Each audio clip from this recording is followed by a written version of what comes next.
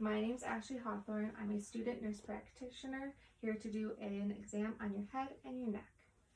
First off, looking at the patient's general appearance, he is a robust individual who is not demonstrating any signs of distress. He is awake and alert. He has appropriate grooming and hygiene. He is also has a broad facial expression. He's sitting erect and has no involuntary movements. Moving on to the head, we will look at the patient's hair first. We're just inspecting it for quality and quantity.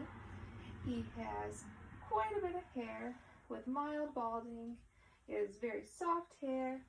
There are no nits in it. Looking at the scalp, there is some dandruff with no scaliness, no lesions, and no overall scaliness.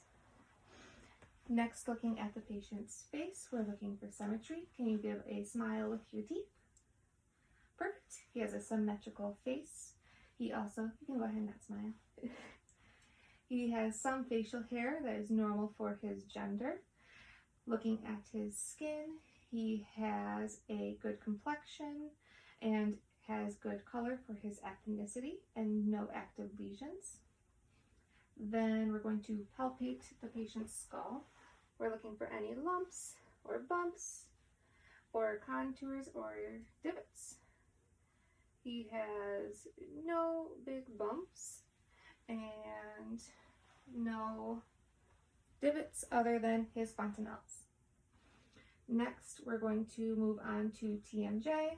We're going to look at the size of the jaw for any redness or edema. Next, we're going to palpate it.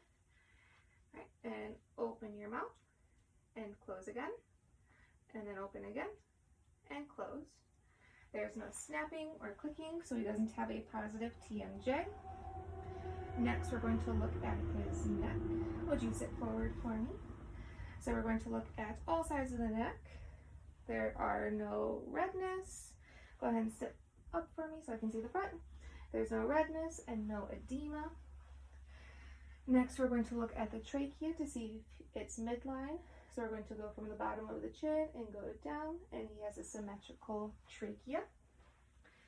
Next, we're going to look at the thyroid, and we're going to have you take a drink of water in a relaxed position from this Capri Sun. And we're just looking to see if there's any movement. And then tilt your head back and take another drink. And there's some slight movement, but nothing from the thyroid. Just normal movement of the throat. And then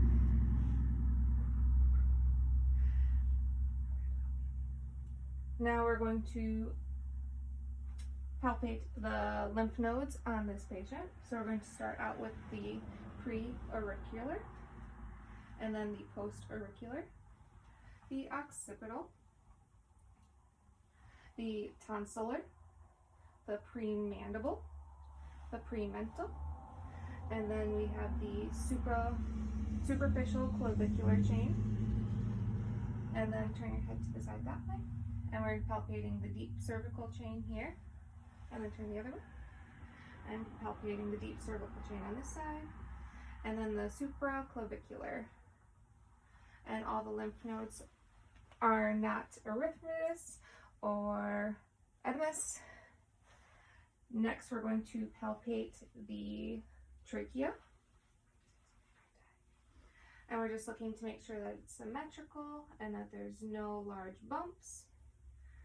And next, we're going to find our landmarks for the thyroid.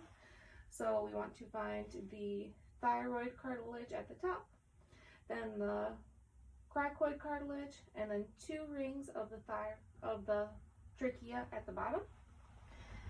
And then we're going to go behind the patient to palpate the thyroid after we grab him a Capri Sun.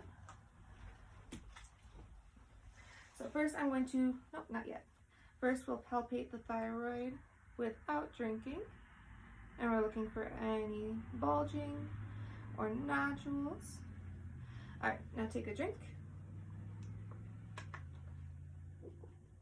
And then we'll slightly deviate the trachea and take another drink. And then we'll move it the other way and one more drink. Perfect. There were no nodules and no movement on the thyroid. Next, we will palpate, facing forward for me, we'll palpate the cervical spine for any tenderness or edema, and then we'll palpate the muscles in the back of the neck for any spasms or tenderness. And then lastly, we will listen to the thyroid for a bruit. Normally you would only do this if you find a problem with the thyroid.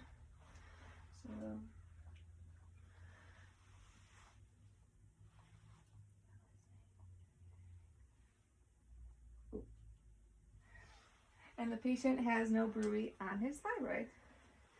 And that's the end of the head and neck examination. Right, we're going to do the range of motion of the neck because I forgot in the last video.